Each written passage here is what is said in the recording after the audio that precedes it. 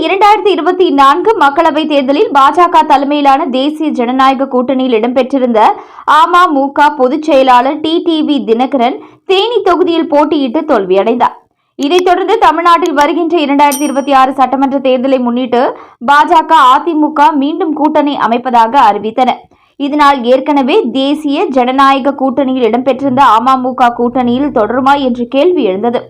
கடந்த வாரம் அமமுக கூட்டணியில் இருக்கிறதா இல்லையா என்று செய்தியாளர்கள் கேள்விக்கு பதிலளித்த அமமுக பொதுச் செயலாளர் டிடிவி தினகரன், இதற்கு தமிழக பாஜக தலைவர் நயினார் நாகேந்திரன் தான் பதில் சொல்ல வேண்டும் என்று கூறினார்.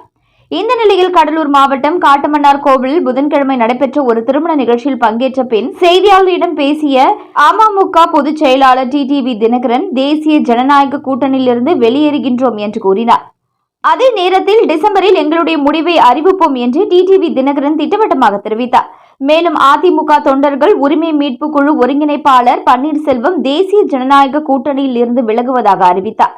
தேசிய ஜனநாயக கூட்டணியில் இருந்து OPS விலகியதை அடுத்து டிடிவி தினகரனும் பாஜகவின் தேசிய ஜனநாயக கூட்டணியில் இருந்து வெளியேறுவதாக அறிவித்துள்ளார். அதேபோல NDA கூட்டணியில் இருந்த தேமுதிக இன்னும் தங்களுடைய நிலைப்பாட்டை அறிவிக்கவில்லை.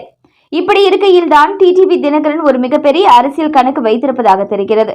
அதாவது அதிமுகவில் அதிருப்தியில் இருக்கும் முக்கிய தலைவர்களை தன் பக்கம் இழுத்து தன்னுடைய அமமுகவின் பலத்தை அதிகப்படுத்தி விஜயின் தமிழக வெற்றி கழகத்துடன் கூட்டணி வைக்க திட்டம் தீட்டி இருப்பதாக தெரிகிறது. அதற்கு பக்கபலமாக பன்னீர்செல்வம் அணியும் தேமுதிக உள்ளிட்ட கட்சிகளை இணைத்து தாவேகா விஜயோடு பேசி மெகா கூட்டணி அமைக்க முயற்சி செய்து வருவதாக தகவல் வெளியாகியுள்ளது.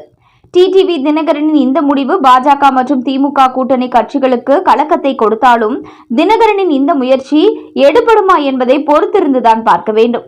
இதுபோன்ற முக்கிய செய்திகளை உடனுக்குடன் நீங்க தெரிஞ்சுக்கணும்னா நியூஸ் இன்ஃபோ தமிழ் சேனலை சப்ஸ்கிரைப் பண்ணிக்கோங்க. உடனுக்குடன் அப்டேட்ஸ்க்கு பெல் பட்டனை கிளிக் பண்ணிக்கோங்க.